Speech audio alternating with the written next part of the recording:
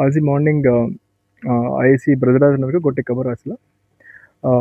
Satyanarayan साहिस disease बापा अच्छे से कहला मोर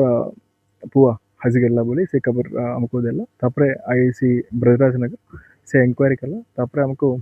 गोटे खबर मिलला एटा काकरिकानी जंगल रे गोटे डेड बॉडी पड़ी बोली खबर मिलला तापरे तंकर बापा भी आइडेंटिफाई हेची करिछि तंकर डेड बॉडी का आइडेंटिफाई करिछि डिसीज ना अछि साहिल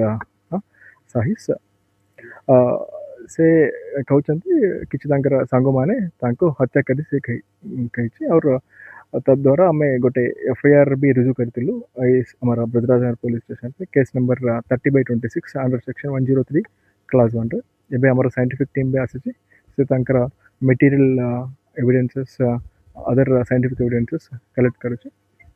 अबे हमें तंद करूँ कौन पे मोटिव कौन अच्छे एक्जाक्टली कौन मोटिव अच्छे हमें तंद कला पर उनको जन थैंक यू प्रेजेंट तो हमें प्रजा पचरा करूँ 3 जन सस्पेक्ट्स को हमें डिटेन करूँ।